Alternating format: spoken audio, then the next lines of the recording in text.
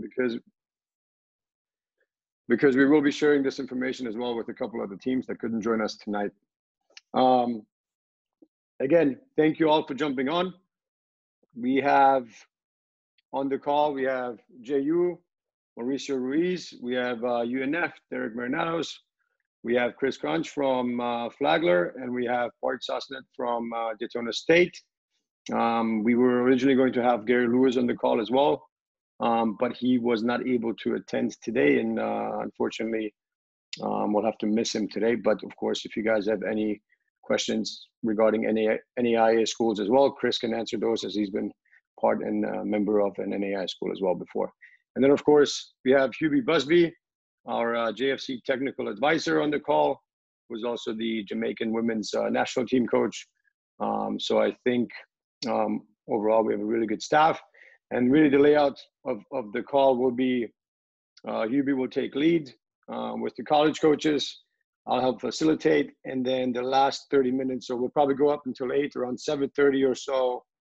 What you can expect is, if you have questions, feel free to write your questions in the chat, and Hubie or myself will be able to navigate through the questions and help direct us at the specific college coaches as well.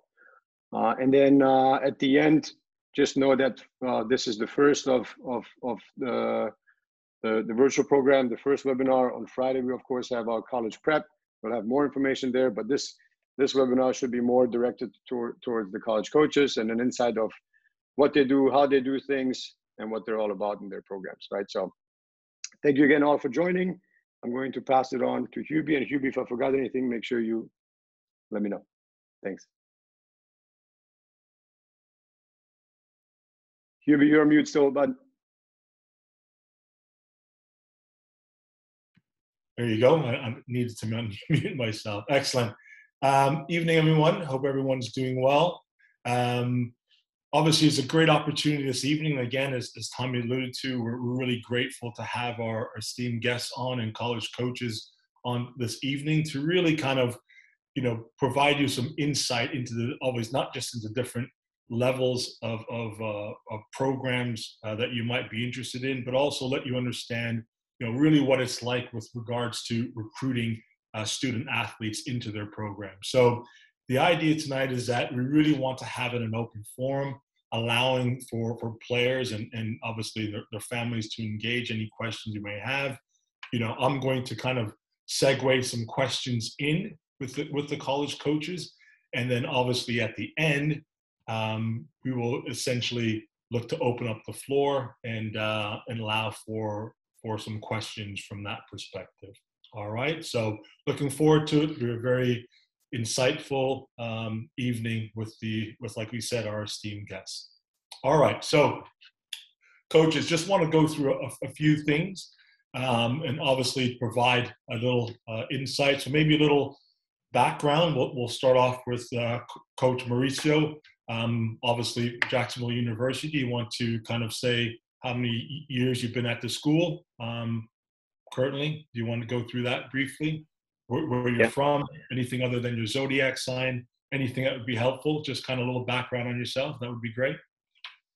Well, good evening, everyone. It's great to be able to talk to, there's a group of parents and youth players. I think that we don't get to see your faces, but I hope that you're listening, you're not walking around your house and you're not playing with the TV or your computer.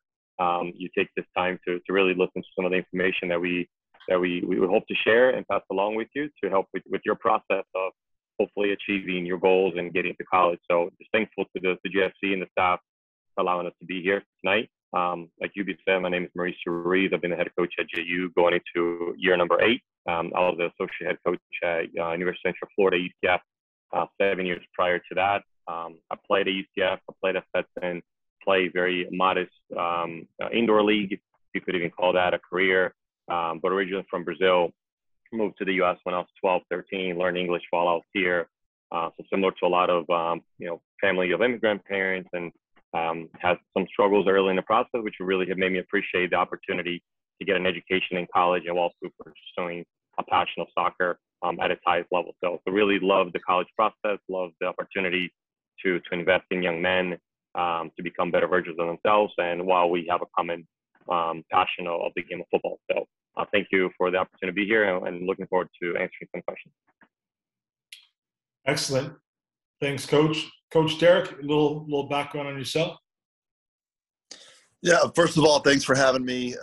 Excited to be back on and working with the club. I'm going into my 11th season, believe it or not, at the University of North Florida. Previous to that, I was the associate head coach at Furman University, where I was there for 5 years. I consider myself a Jacksonville native since I've been here since I was 6 years old. Grew up in Arlington, played club soccer here in Jacksonville. And so being able to come home to the hometown university and try to take this university to new levels as the steward of the program has definitely been an honor for me. Love the city and love what we're doing here, and the competitiveness with the other coaches that are on the call. Excellent. Appreciate that. Coach Chris?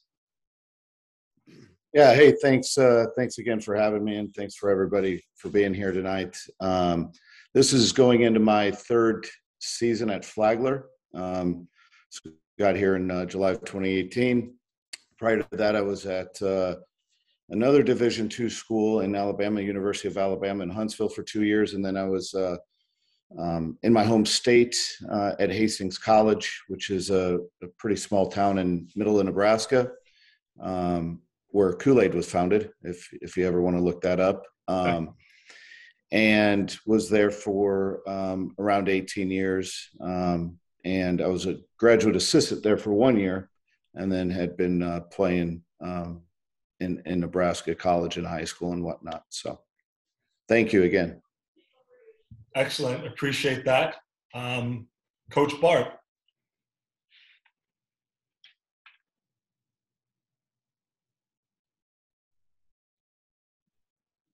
Bart, you're still muted, bud. Sorry about that. No worries. It's always the last but not least JUCO guy. Bart Sassett here, head coach at Daytona State College, Daytona Beach, Florida. Got a ton of JFC kids that play for us over the years. I work with all these guys, these unbelievable coaches that are on this panel.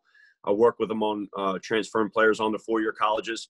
Been doing this for 20 years, all JUCO, unfortunately, but very fortunate as well. So it's a pleasure to be here. I've been at Daytona for 6 years. Before that, I was at Darton in Albany, Georgia for 8. And before that, I was at Andrew College for 5. So it's been a fun ride, and I look forward to answering the questions you guys might have. And again, thanks for having me. Excellent. Appreciate that, Bart, and appreciate a little insight into your backgrounds, because I think it's important to understand that as well, that with everything that you do, there's a lot of history there and knowledge that goes into, sharing the information you do with the players. And I think that's a great little insight into you guys for sure. So we're gonna go back to you, Coach Bart. Just a brief overview, and all the coaches as well, a brief overview of your coaching philosophy and how that impacts your recruiting process. Well, I think that we're all going to echo some of the same points, but I think one of the most important aspects is education. We're all here to create a vessel for young student athletes to get their education and to apply soccer as one of those vessels and means. So at the end of the day, we have a philosophy at Daytona State, and it's a really good one. It has to do with discipline and organization and self-management. And, from the time you set down your path of becoming a college athlete, you're also becoming an adult. And we're very big on the holistic approach. We're very big on creating better citizens, better students, and better soccer players. So for us, the byproduct of doing all the good things right and all the small things is you get a great, not just soccer player, but a great person and a good student. So we preach that at Daytona State, and I truly believe that our institution is, very committed to that. Across the board, as we're one of the highest GPA two-year colleges, athletic departments in the country, year in and year out. So there's a preconceived notion that people just come to a junior college because they have struggles with academics, but that could be nothing further from the truth with our institution, as our team GPA is a 3.3. And also we have lots of players who have bright futures, and some players from Georgia who have Hope Scholarship. So it's just a really good mix of good students and good players. Thanks, Coach. I do think that's a good point, because obviously there's a lot of sometimes misinformation that surrounds junior colleges, and that's always based on academics. And so, a little bit later on, I think it'd be great for us to circle back and kind of discuss that as an opportunity or another pathway sometimes with players not quite sure where they want to go to school or the programs, or sometimes they're looking to possibly a gap year then coming in. So there's a lot of different reasons people decide to go the JUCO route. So I think it's important that we kind of circle back and touch on that a little bit later on. So thank you very much for that. Coach Chris, do you want to elaborate on your philosophy a bit and how that impacts the recruiting process? Yeah, I don't think I could have said it better myself, Bart, to be honest. That's pretty spot on in terms of what we try to do. But no, to kind of back onto that, we also are looking to make an impact on the student athlete through the environment that we set up through our program, and the things that we do daily within it to help, teach life lessons. For our guys, it's doing the laundry. I was just teaching one of our German players today how to actually do laundry. So, whether it's teaching them to do laundry or anything like that, it's anything that we can do to have a positive impact within the environment that we set up. And obviously we are, we're like kind of like what Bart had said, our team GPA was just above a 3.3 last year. So we really emphasize the academic side of it, but we're also emphasizing the community side of it. So, I got this from Anson Dorrance, the UNC coach. I remember sitting in on a meeting with him. This was years ago, that he said when he looks at his players, he's creating the future coaches of America. And that's kind of what we do in terms of trying to get our players into the community. So a lot of our players here in town are coaching in Ancient City. We do these volunteer technical nights that we get the players involved in the community. So hopefully someday they can give back to the game as well. Not only are we teaching them and helping them with life lessons, helping through the academic, through the soccer side of it, but also the community side as well, and having a positive impact there. Excellent. Thank you very much. Coach Derek? Yeah, I think Bart and Chris have done a great job so far in terms of how they want to represent their programs. And we're similar in a lot of ways in terms of our approach. We believe in a man management style approach where it's got to be relational. If the players don't know that you care about them as people and are invested in all aspects of their life and trying to help them develop, then you're not doing it for the right reasons. It can't just be about winning, even though winning is a byproduct of doing those things. So for us, very much man management approach. We keep in touch with our players, our whole staff throughout the year, even in the summer. And we want to help them develop as people and as players. So from a student athlete perspective, we finished the season last year with a 3.45 team GPA. We're going on 10 years of having the NSCA award for having 10 years straight, which is 20 straight semesters of having a team GPA of over 3.0. So for me, coming to the University of North Florida, I wanted to come to a place that had a good balance between school and soccer, where you could develop in both aspects. And the reality is, for all of us, we have a few guys that have played pro, but a lot of them are going to graduate and need to get jobs. So having the right balance and guys that want to be successful on and off the field is really our approach to the game and to the student athlete at North Florida. Excellent. Thank you. And Coach Mauricio? And, echoing what the guy said, I won't try to repeat it. The things that we're looking for are the controllables.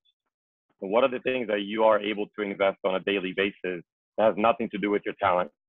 Because we would all say that we're going to recruit players that we believe have an ability, a technical, a physical tactical ability to impact our programs out on the field.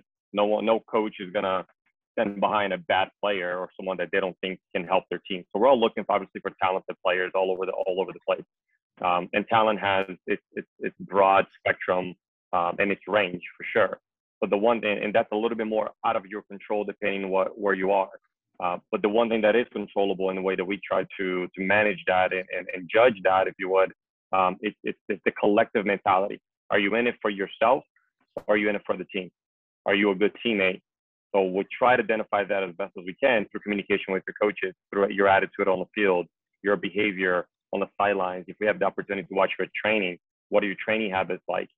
And then we try to do that homework as best as we can. So the collective for us is a priority. Are you in it for yourself? Or are you in it for the team? And then the energy. We're at the college level. We're not here to coach your energy level. We're not here to coach your enthusiasm. We're not here to coach your passion. Either you have that or you don't. Either you want to get better or you don't. The more we're trying to track on forcing you, encouraging you to get better, certainly that's a part of our job, and we'll guide you in the right direction. We'll nudge you. But if we're having to encourage you with energy on a daily basis, then we're probably at the wrong environment for you, or you're at the wrong environment for us, and we have to decide which one of it is. But those are the things that we're trying to, in the recruiting process.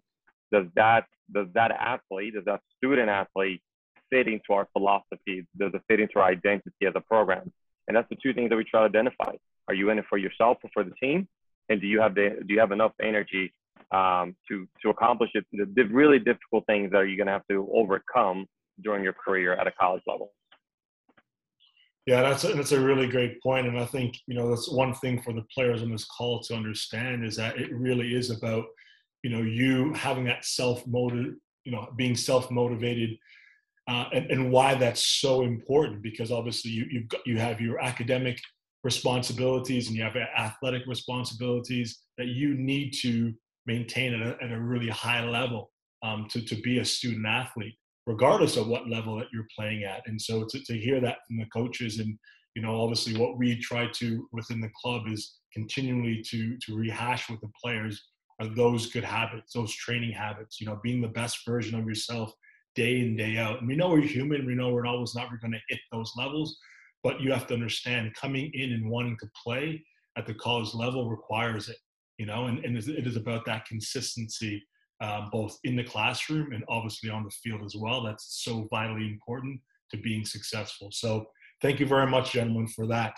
We're going to stick with you, Coach Mauricio, and just kind of, if you want to go through, talk about a little bit of the Division I recruiting rules and differences. Do you want to kind of elaborate in that, in terms of some of the Division I stipulations for recruiting? Yeah, I think from a recruiting standpoint, some of the biggest differences are some of the small rules that allow you to be eligible for Division I versus Division II, Division III, NAIA, and JUCO.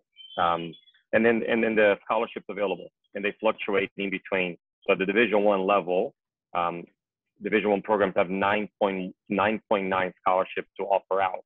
So the way that we break up 9.9 to an average roster size of 25, some even bigger, over 30. But if you look at an average roster size of 25, 26, with 9.9 scholarships, not many full rides going around, and very, very limited, if any at all, within programs. I know a lot of programs that don't provide a single full ride because they want to maximize that 9.9, and they want to divide that up within their roster as best as possible, so everybody gets a little piece of the pie. But there are plenty of players that are playing significant minutes that I would imagine be the same for Chris, for Bart, for Derek, and for myself, and at our program, that are stepping up on the field, and they're not having any financial support. They're not on an athletic scholarship. They were there on an opportunity. They were good students. They made the most of the opportunity. Eventually, within time, they earn athletic money. And that's a pretty common case when programs only have a limited amount of scholarship money available to them. And I do think that's an important piece to drive home, outside of some of the other speculations of recruiting and core classes and GPA and all those things, because each school is a little bit different when it comes to those specifics. But the one thing that is true, no Division I program has more than 9.9 scholarships to give. Some of them have even less. That means they're not fully funded. And I'll let Chris and Bart speak on theirs. So the conception that you're going to be a full ride player the full rides are available to everyone. If someone's going to be knocking on your door and they're going to be bringing in the big check with, it's false. And it's the commonality is that most players are on 25, 50, maybe towards 75. Those are limited. And maybe there's one or two, maybe within a program, that receives an entire athletic full ride scholarship. At our program, we don't have a single one because we stacked with academic money, with financial aid, with Bright Futures. And then at the end of all that stacking, we'll fill it with an athletic scholarship. So maybe someone's not paying anything to go to school, but it's not a full athletic scholarship that they're receiving. That's just the way that we run our program. But I think that 9.9 is probably, from a recruiting standpoint, one of the biggest things that we are managing our scholarship budget at the Division I level. Yeah, that's again, a very brilliant point to understand. And again, the emphasis on academics and why that's important to have those marks and how that you can package that. So thanks for that, Coach.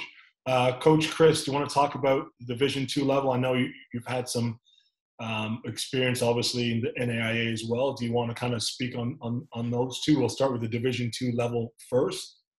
Yeah, for sure. Well, with Division II, to kind of piggyback off what Mauricio said there, it's relatively the same, except Division II is 9 scholarships. So the most that we can offer out, which a lot of schools may not be fully funded at 9, some schools may be fully funded at 7, or maybe they're at 4 scholarships. So, but the limit for Division II schools is 9. And so we're very much the same thing as Mauricio. I mean, we have 30 guys on the roster, and so we have to utilize that the best we can. And we always, just like Mauricio, the academics play a huge part of it. Bright Futures, any kind of outside scholarships play a huge part in that. And then obviously the athletic will supplement into that.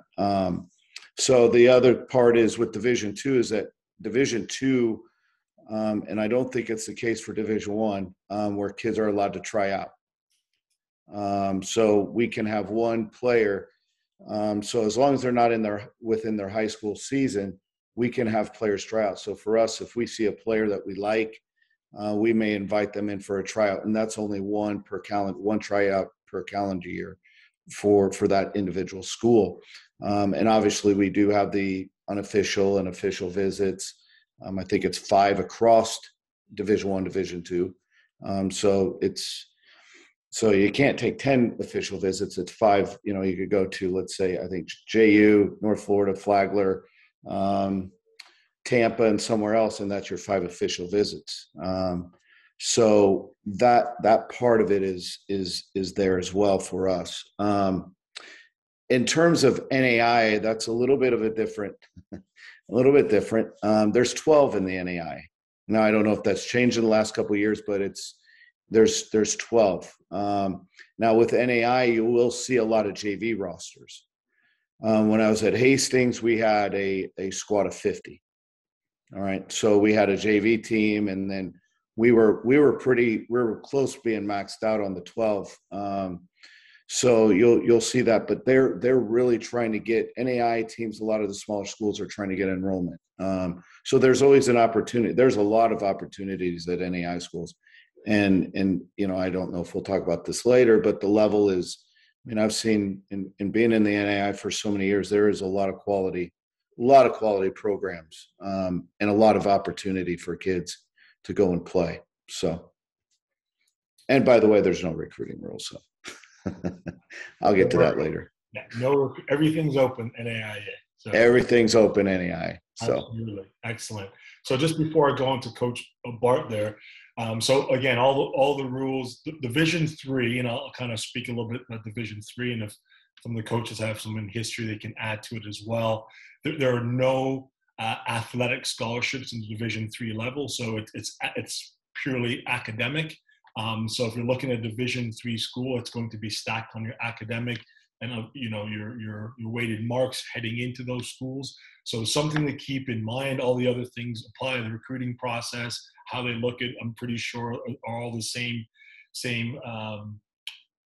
Basically, the way they go about it is the same. You'll see a lot of Division III coaches, but just so you know, from the Division III level, you're looking at those schools. It's going to be you being admitted on your academic basis, right? So it's really important that you understand that for the Division III level. All right, and there's some really good academic schools and especially players looking, and I think should look at that, especially if you find a school with the right program and the right academic balance for yourself. I think there's a lot of good Division III schools in the country looking for that type of student athlete. So that's great. Coach Bart, do you want to speak about the JUCO, the junior college route? Sure. In junior college, you're allowed to give up to 24 full scholarships. That's the max amount. In the state of Florida, 18 is the max amount. That's our rule in Florida. At Daytona State, we have 16 full scholarships, and then 2 tuition and book scholarships. Very similar to NAIA junior college, the rules are a little bit more lenient. So we have open tryouts, ID camps. You're also allowed to come train with the team. And with junior college, you do have official visits and unofficial visits. So there's really no limit on that. You can do as many as you want, and you can bring somebody in as many times as you want and look at them. But I think one of the big components about, with junior colleges is there are some private school junior colleges and there's some state schools. Daytona State is a state school and has the cheapest tuition in the entire state of Florida, and one of the cheapest in the country. So it's all in, what you're looking for, what experience. At Daytona State, we're in the process right now of building our dorms on campus, which will be the second two-year college in the state of Florida to have done that with Eastern Florida. And they're another very good state school institution that plays soccer in the state of Florida. Right now, there's just 2 of us on the men's side, and on the women's side, there are 4. So still really good opportunities. So what you have is with less teams, you have better teams. So the more teams you have, the more diluted the talent gets sometimes. So for us, we're in a really good situation because we have less teams right now in the state of Florida. Excellent. Thank you. Stick on that for a minute. Just talk a little bit briefly on how that 2-year process and what you do in terms of bringing in players that you kind of alluded to in the beginning about moving on. Do you want to kind of briefly go into that so people understand how that process works? Yeah. Yes, sir. Our number one goal at Daytona State is moving players on to 4-year colleges and getting your 2-year degree. We have some players who have signed pro contracts, and I've had some sign them before, I got to Daytona. But our number one goal is we don't feel like we've done our due diligence or done our job if we can't move players on. Right now, we're really lucky. I think we have 4 guys at UNF. And I think they're all doing well there and playing well. We've sent multiple players there, and we've worked with Mauricio at JU, and we've had players at Flagler in the past. So we're going to work with Coach Chris on getting some over there. But the process is really simple. If you're a qualifier out of high school, you can come to Daytona State or to a junior college for 1 year and leave and go to a Division I or Division II school if you were a qualifier out of high school. If you were not a qualifier, you have to go 2 years and graduate with your 2-year degree. In the event you don't get your 2-year degree, if you decide you want to transfer to a 2-year college, 48 transferable hours will deem you immediately eligible for NCAA Division II. Same thing with NAIA. You're immediately eligible with 48 hours. So the process is all of our guys come in. Some players get placed with us at Daytona. Some players come to Daytona and we find them places to go play. We have players playing at all levels, Division I, II, III, NAIA, and professionally. So it's a mixture. And I think one of those things you look at it, that people sometimes they think they look at it junior college and they don't think it's a very high level, which is it's very underestimated. We have very good players that move on and play, and we play 4-year schools in our spring and fall schedule, and so it's a really good level. So I hope that answers that question. Yeah, I mean it's a great point, and I would definitely attest to that. Both your men's and women's programs are very, very high level and recognized across the country. Before, you're absolutely killing it, Coach Bart. So we're going to keep on you for one more question here. Just speak to, because you alluded to earlier about the qualifiers for those who don't know. Do you want to touch really quickly on what you mean by qualifiers?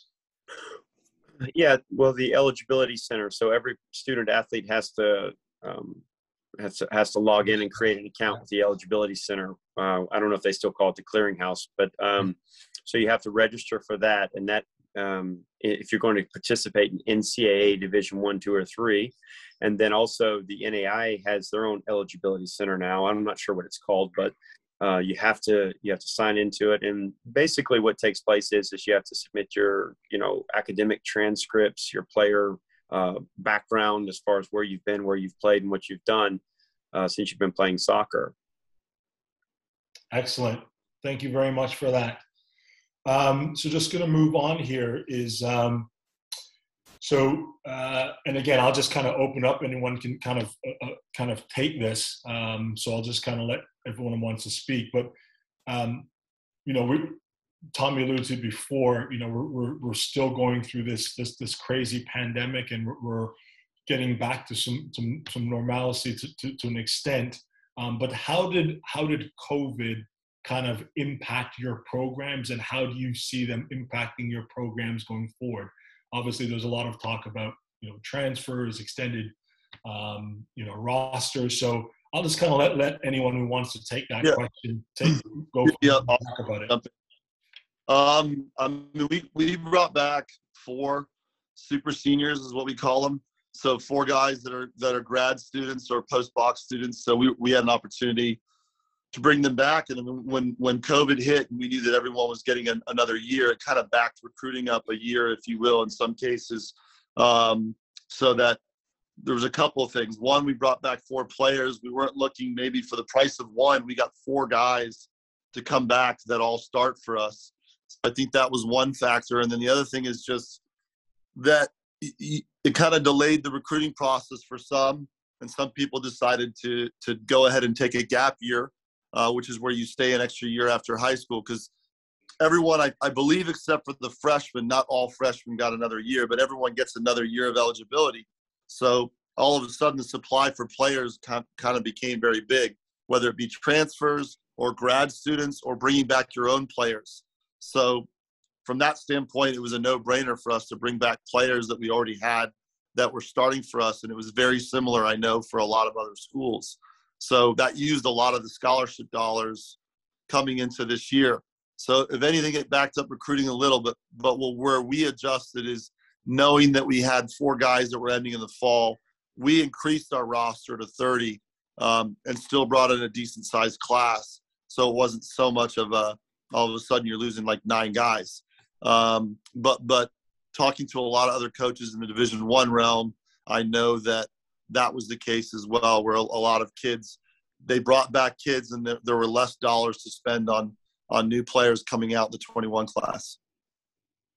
It's a very good point. And just while we're on that, what is the forecast for, obviously you went through the 21s, the 22s, potential 23s. Obviously we don't know what that impacts. We do know the NCAA has given this year, as you alluded to, but what is your, obviously being insightful, how do you think that impacts the next couple of years?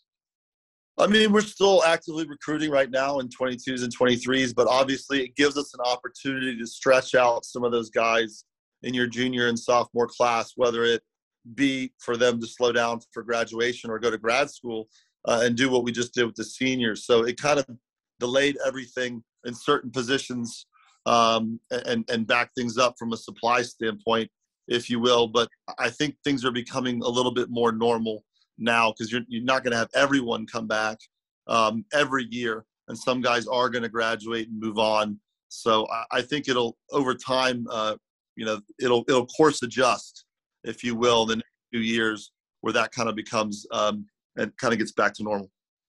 Excellent. Thank you very much for that.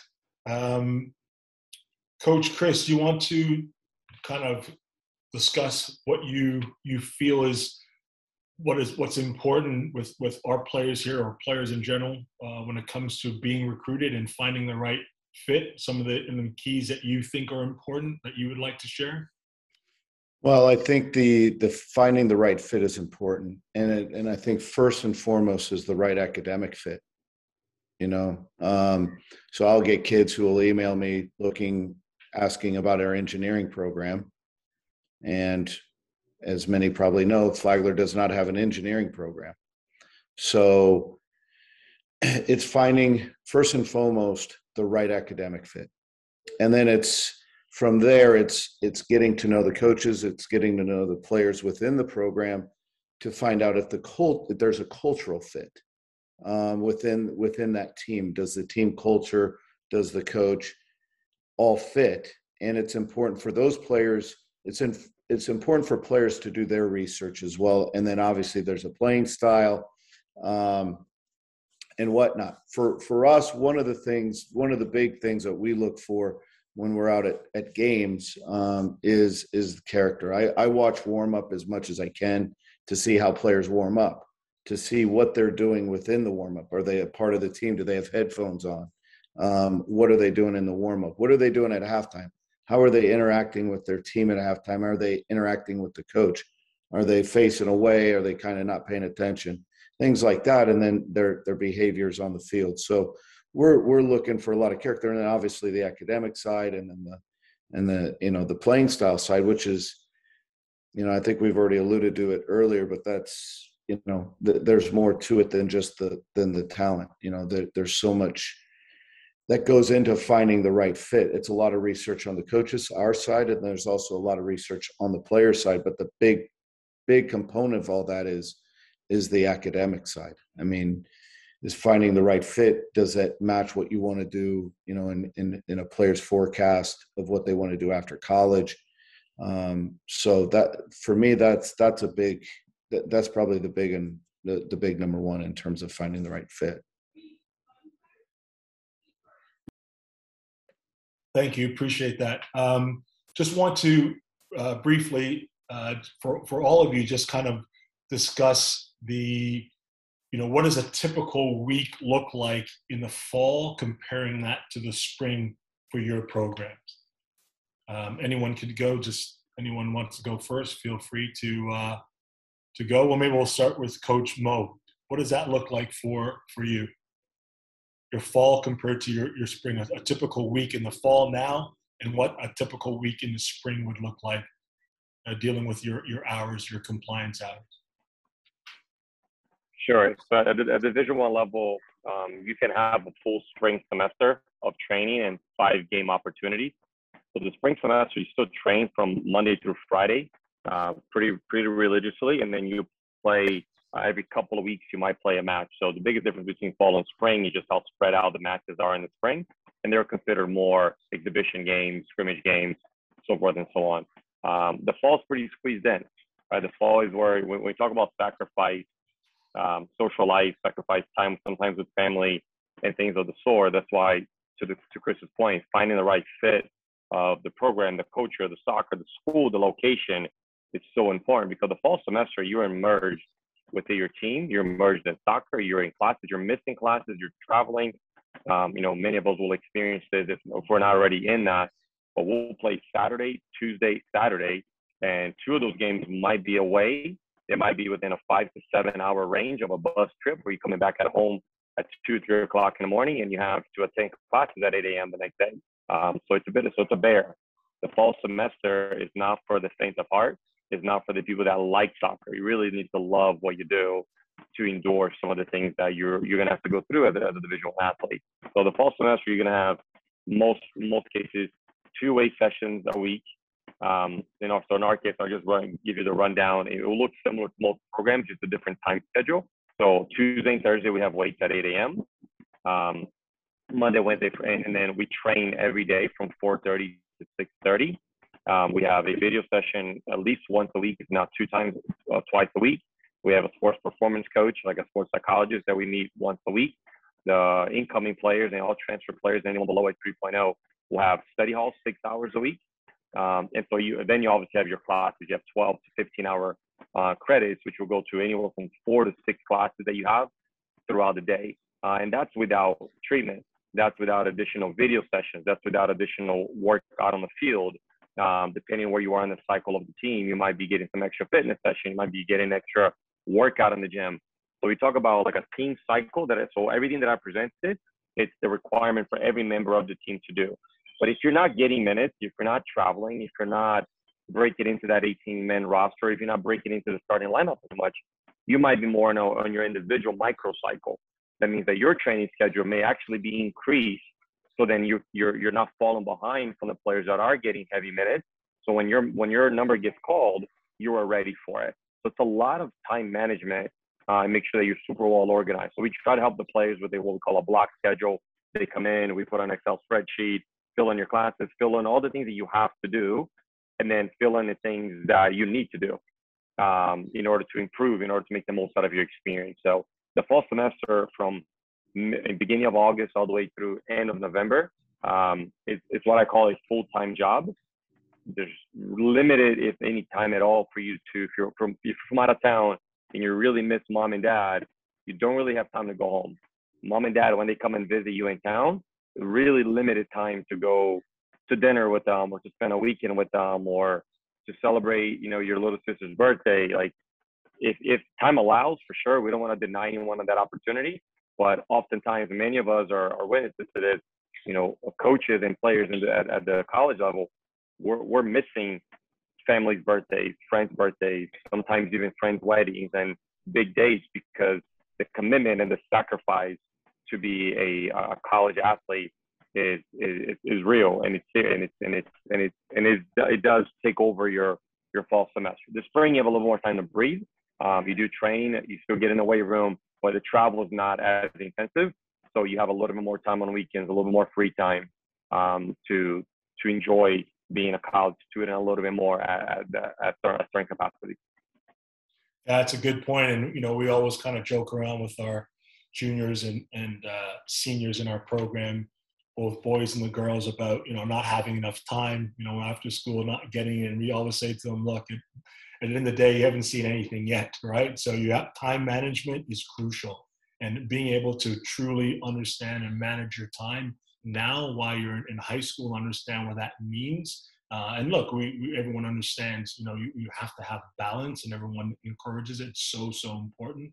But it's really important that to find that balance, you manage your time appropriately, because as you alluded to there, Coach, in college, especially during season, the fall season, it's very, very difficult, to kind of veer from the script, so to speak, because your time, everything is accounted for. So appreciate that. Coach Chris, you want to talk about the Division II level? Is there anything different? As I think most of them are the same, but anything slightly different in terms of the spring, more so than the fall? Anything that you would like to elaborate on? Yeah, so the fall is probably a lot more compressed than Division I because when our preseason starts. So we're typically starting in mid-August. So this year we had a week and a half preseason, and we finish usually the last weekend of October, and then we're into postseason. I think Division I is a little bit more is a little bit of a longer season than ours, and then in the spring. So obviously with that compression, we're doing a little bit more in terms of video, and our games are on Wednesdays and Saturdays. So there's a lot of moving parts going on. So training schedules are a little bit different.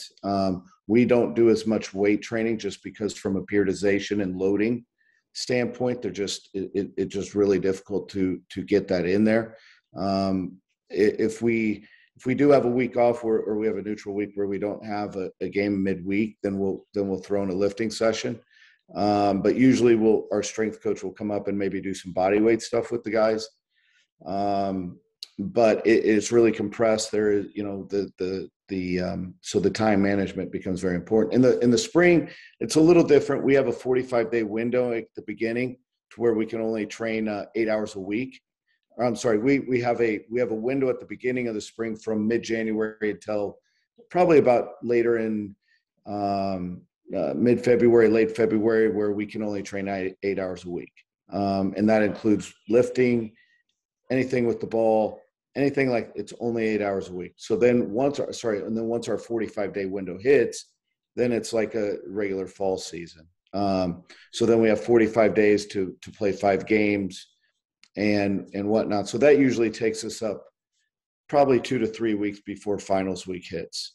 And then that's it. And then with NAI is a little bit of a different beast. They have 12 weeks.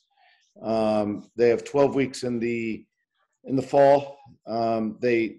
A lot of teams will start their preseason August 1st, and then they'll go all the way through the season. And in the spring, they have 12 weeks. So you have 12 weeks, and then that's it for NAI. And they don't count hours per week. You know, a coach could, not that I don't think anyone does, but they could have a 30-hour week of soccer. But nobody would do that, but in theory they could. So there's just no hours. So there's the difference with the NAI in Division II and even Division I. Excellent, thanks, Coach Bart. Anything from your perspective in terms of yours that we might be insightful? Yes, ours is very similar. The spring is. There's during the spring we get 4 dates. We start in February. We're allowed to have 8 hours before that in January. But same type scenario. The fall is a grind. It's condensed, and we do all the same things the other schools do in reference to study halls, lifting weights, practice. A lot of practices, a lot of games. Sometimes 2-3 games in a week. So very similar schedule to the NCAA schools and the NAI. Excellent. All right, just to finish it off, because we said we wanted to definitely make this really an open forum and allow for people to be engaged. So I'm saving the tricky one here for you, Coach Derek, and you can approach it any way you want. You didn't know this one was coming, but well, I'll save this one for you. You're a man who's very good at navigating on the spot. So what role does a parent play in the recruiting process, and what is your advice? Yeah, it's a tough one. I'm now a youth parent, and my kid plays at JFC, so I see it even at the younger age groups. One of the things that we say to the guys that come to our camps is own your own process. We want to recruit the kid. We don't want to recruit the parent. He's a young adult, and we're coaching them. And so my advice in the process is, be there as a supportive sounding board as a parent with guidance of trying to help them hone down where they want to be, what kind of weather they want to be in. Do they want to stay in state, out of state, what kind of budget they have, and narrowing down, where they want to play in a list of schools. I think that's really important to provide guidance. But in terms of the process, you can't do it for them. They have to want to do it themselves. We want to recruit the kid. We had a kid on an official visit last week. He flew in by himself, came in without his parents, which is great because it shows that he's going to take the initiative and own his own process. I'm sure he's going to go back and have conversations with them. But I think that for that standpoint, it's great to know the parents and the family and where they come from. When they come on the visit, a lot of times the parents want to do a lot of the talking for the kid. And we want to hear from the kid himself so we know what we're getting. I also think that at that point, it's important for the parents to take a step back and become a fan of the program and supportive, because the reality is parents is in club, you can watch them train, you can watch them play games week in and week out. But when they go to college, they're on their own. You're not at the practices. You don't know where they're at, what the level's at, and where they're fitting in with the team. Generally speaking, you come to the games. So from my standpoint, less is more. We don't really have a lot of conversations with parents. I never have conversations with any college parents about playing time.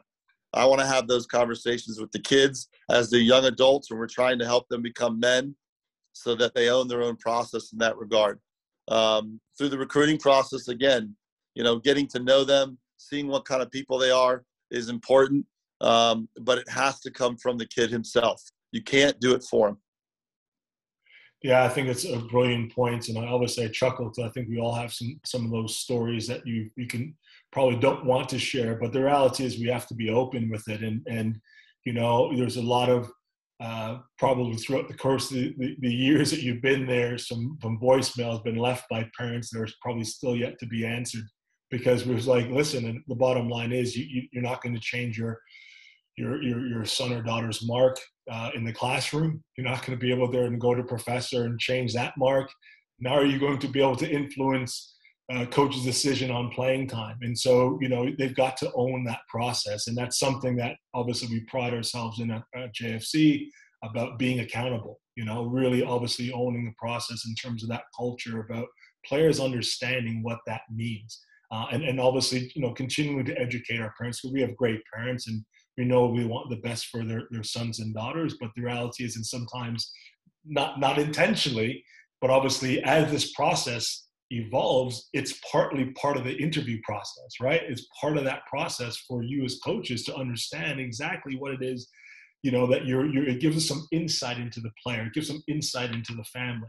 And I think it's important and be incumbent upon us and remorseful if we didn't discuss those things, because at the end of the day, it's so vitally important moving forward, with regards to having our student athletes, take ownership of this process with the parents' 100% support. So, or their guardians' 100% support. So really, really appreciate that for sure. So that's been great. Like I said, I want to turn this over now and kind of open it up to the floor and see if there are any questions. Tommy, is there anything? Any questions? As of right now, no questions. I think players and parents were probably waiting to hear what was going to be said, and you guys have done a really good job of answering, I think, most. But if there are any questions, you guys feel free to jump in. Maybe type of a question into the chat, and then we'll just take 10 to 15 minutes on answering those at the most, so that we are respecting the coaches' times as well, as they're heavy in their season right now. So go ahead, guys. If you have questions, please feel free. You want to read them, Tom? I think I just saw one there. Tom, do you want to read one there? Yeah. So the first one is: should we expect the recruiting process to slow down or come to a stop during the fall season? Anyone can jump in on these. I would say no. We're actively recruiting right now, but it is a little harder for us, like Mauricio said, or Chris, when like the front part of our season, we're playing Tuesday, Friday. There's a lot of games in a short amount of time. So it's a lot easier when we can get into a rhythm of when we're playing one game a week. We try to get out there, but it's really hard earlier in the season. But for the fall itself, we're still recruiting. We're still trying to get out and see players. We're watching video, and we've got some dates set up, both locally and state, where we're going to try to go and see some people. Thank you. The next question would be, when reaching out to a coach, is a phone call better than an email?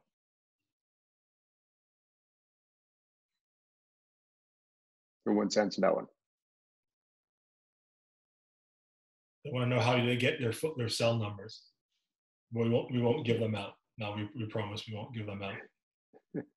No, for me, I prefer an email to start, because I like to get how they write and how they're going to introduce themselves, and then the highlight footage and things like that.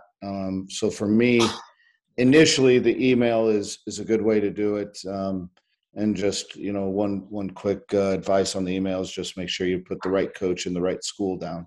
Because I've had plenty where I get called Coach Barnett or Coach Bart or Coach Derek or something, and then and then it's UCF. So all of it was wrong. So just make sure when you're sending out the email that you proofread it. So, but for me, it's email to start, and then it's the phone calls. Excellent. I agree with him. I think you set up an email first. If we're interested beyond that, then we can set up a call and go from there. But sometimes we get calls from people that leave messages on our voicemail, and we really don't know who they are yet. We haven't started that recruiting process. So it's hard for us to spend 20 minutes calling a guy back that we're not really recruiting yet. We're all for people following up and or their email, but I think that's where you start. Excellent. I'm also going to skip to some of the questions because we can answer those on Friday as well, so that we navigate through this faster. Another one is, do you generally communicate directly to the recruit or do you communicate to the recruit's club coach? Both. Both. Yeah, I suggest to have a good relationship with your club coach. We'll understand what he needs and demands from you on a daily basis. Because you may have an opinion of yourself, but we're going to typically ask your club coach what your habits like.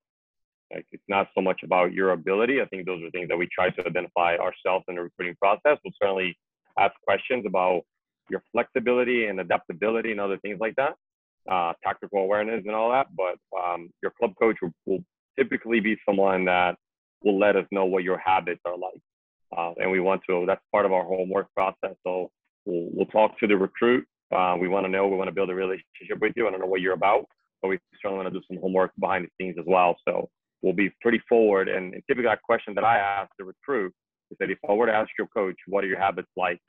What do you think you would say?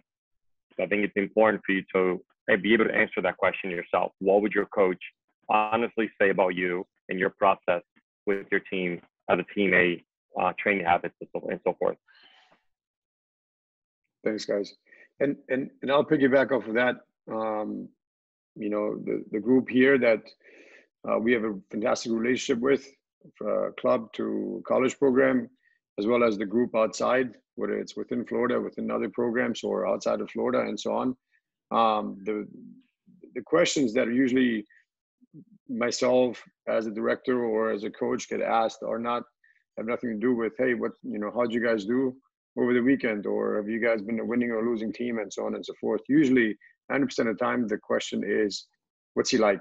What's he like on the field? What are his habits like? What's his body language like? What about when things get tough? What are his grades? What are his ambitions? Is he looking to go out of state? Is he looking to stay in state, and so on and so forth? So more about characteristics as well as plans of the player. And so what I also encourage is that if you haven't gotten with your coach yet, or myself, to make sure that you guys do so, because we are your biggest advocates.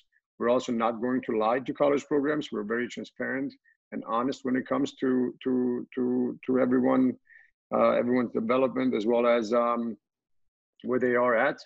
If you're shooting high and maybe that's not the school for you, but we are also realistic with you and hopefully giving you good enough feedback on where you should be looking at, and so on and so forth. So we are your advocates, so make sure that you guys utilize us as a resource as well. I'll ask, there's another one. When talking to college coaches in Florida, how important is it to let them know about Florida prepay or the scholarship that you have? I'll tell you, as a state school, I think it's important to let us know through the recruiting process. Bright future, like for us, much like Bart, we're affordable and we're a public school, state school. So knowing bright futures, knowing Florida prepaid, they're all elements of the equation that we can plug in to find out, what the total package could be in terms of, and the financial aid piece as well. Are you Pell eligible? So all of those pieces of information, I think if the recruiting process has gone forward and we've gone past the conversation, those are good things to know.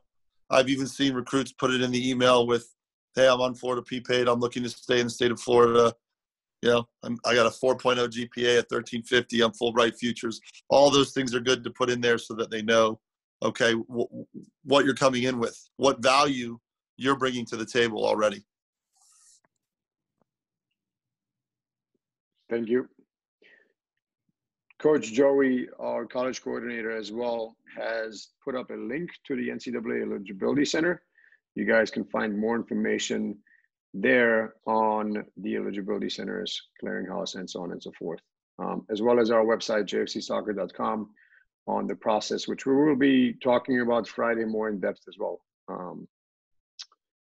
Good.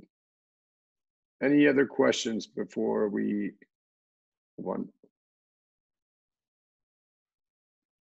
Okay, guys, I want to thank everyone. I want to thank Hubie. I want to thank Bart, Chris, Derek, Mauricio. I want to thank you guys for jumping on and taking time. Obviously, in your season, and some of you guys have just either played yesterday or about to play in a game now over the weekend or soon. Wish you guys nothing but good luck.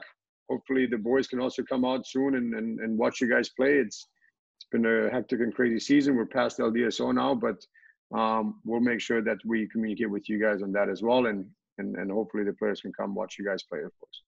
I also want to thank Hubie, of course, for navigating through this process and asking the questions.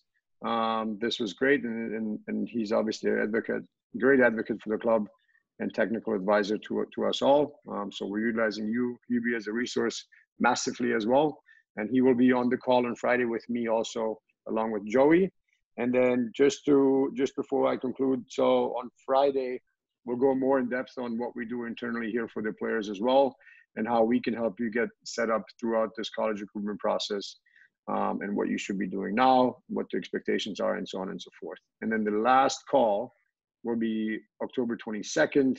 It was originally planned only to be for freshmen and sophomores, high school, but we are going to open it up for juniors and seniors as well, because there's a lot of relative information as far as what the expectations are, study hall, GPA, what you can do now as a freshman, sophomore, junior, senior, and so on and so forth. So really exciting times here, and I hope that we didn't take up much of your time.